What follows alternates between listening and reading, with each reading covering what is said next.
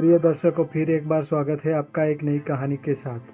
प्रिय दर्शकों, आज हम एक दिल छू लेने वाली प्रेम कहानी लेकर हाजिर हुए हैं। अगर आपको कहानी पसंद आए तो कहानी को अंत तक जरूर देखें और कमेंट करके ज़रूर बताएं। और ऐसी ही मज़ेदार कहानियाँ सुनने के लिए हमारे चैनल को सब्सक्राइब ज़रूर करें।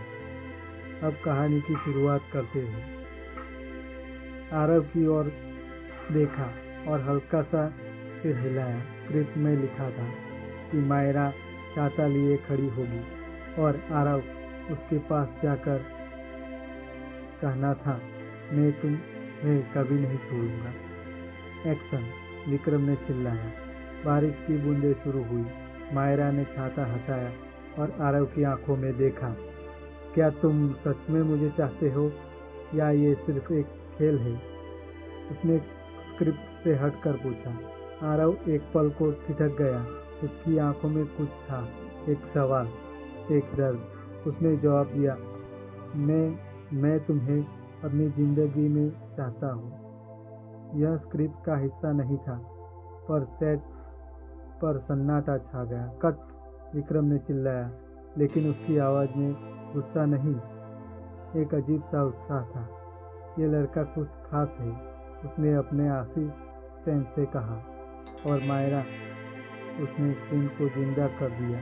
शूटिंग के बाद मायरा आरव के पास आई। वह एक पेड़ के नीचे खड़ा था, अपनी रोटियां खाते हुए। तुमने सच कहा था ना? उसने धीरे से पूछा। शायद, आरव ने हंसते हुए कहा। तुमने भी तो स्क्रिप्ट छोड़ी थी।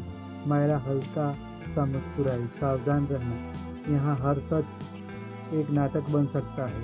वह चली गई, लेकिन उसकी बातें आरव के दिमाग में घुसती रही।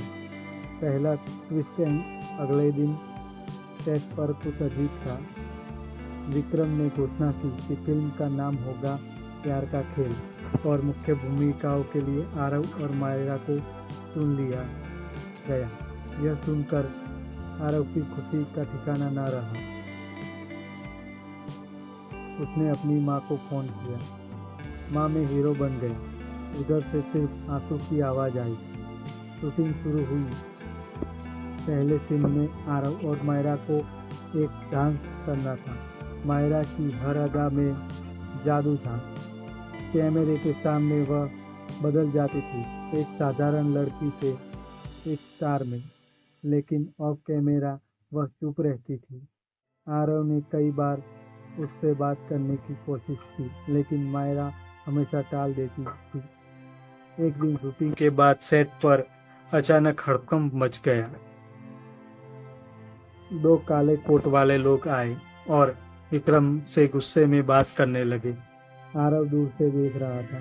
मायरा पास खड़ी थी और उसका चेहरा पीला पड़ गया। क्या हुआ? आरव ने पूछा। कुछ नहीं, उसने जल्दी से कहा और चली गई। उस रात आरव को एक अनजान नंबर से कॉल आया। सच से दूर रहो वरना अंजाम बुरा होगा, एक भारी आवाज ने कहा। कॉल कट गई। आरव की नींद उड़ गई। उसे समझ नहीं आया कि यह धमकी थी या मजाक। लेकिन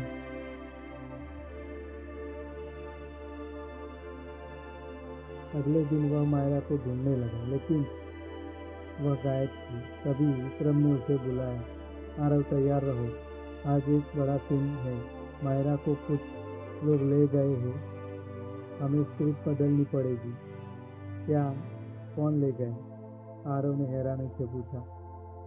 तुम्हें सिर्फ एक्टिंग से मतलब रखना चाहिए, विक्रम ने सख्ती से कहा, लेकिन उसकी आंखों में एक चमक थी, जैसे वह कुछ छुपा रहा हो। प्रिय दोस्तों, आगे की कहानी अगले भाग में। धन्यवाद।